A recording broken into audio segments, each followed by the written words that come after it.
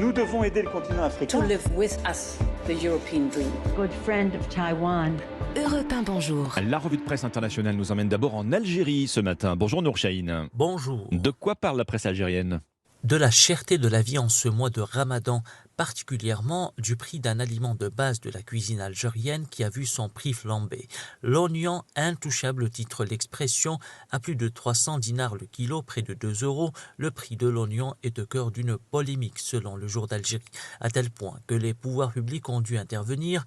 Le gouvernement promet de déstocker d'importantes quantités de ce légume cette semaine, annonce Algérie Echo. 3000 tonnes qui seront mises sur le marché afin de contrer l'explosion des prix de l'oignon. Ce qui risque d'être insuffisant, estime TSA.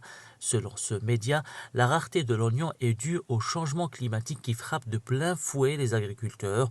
Le nord de l'Algérie a connu 4 ans de dure sécheresse, ce qui a eu un impact direct sur les cultures de l'oignon, très gourmandes en eau. Nous sommes maintenant en Thaïlande avec vous, Carole Izou. Les gros titres des journaux thaïlandais. Ici, c'est le débat sur les crypto-monnaies qui fait couler l'encre. En cause, la promesse d'un leader de l'opposition, candidat très sérieux au poste de Premier ministre à la suite des élections législatives qui auront lieu dans un mois, qui annonce qu'il reversera 250 € en bitcoin à tous les Thaïlandais de plus de 16 ans s'il est élu. Tollé dans la presse thaï, des journaux de toutes les lignes éditoriales dénoncent une mesure clientéliste, un tour de marketing pour le Bangkok Post qui accorde une longue interview à un économiste de renom qui assure que la Thaïlande n'a pas les moyens de cette politique. Sans pour autant défendre la mesure, Thairat, un quotidien au lectorat plus jeune, détaille les explications du parti qui assure vouloir donner un coup de pouce à l'économie digitale. La presse numérique spécialisée, elle, ne cache pas son enthousiasme. Nous sommes enfin en Inde ce matin avec vous, Combastin. De quoi parle la presse indienne ce matin ?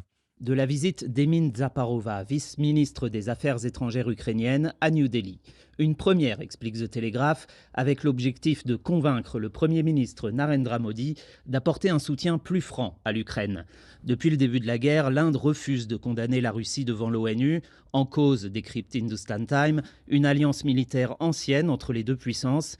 Alors Zaparova caresse l'Inde dans le sens du poil, louant son rôle de leader du Sud et sa spiritualité. Mais c'est pour mieux asséner ses arguments rapportés par NDTV. Si l'Inde est un modèle pour le monde, elle doit défendre l'opprimé et pas l'agresseur. Ou encore poser des limites aux voisins hégémonistes, comme la Chine, le Pakistan ou, message à peine subliminal, la Russie. L'Ukraine a même invité Modi à Kiev. Le Premier ministre indien n'a pas encore répondu. Merci Combastin, merci à nos correspondants. 6h54.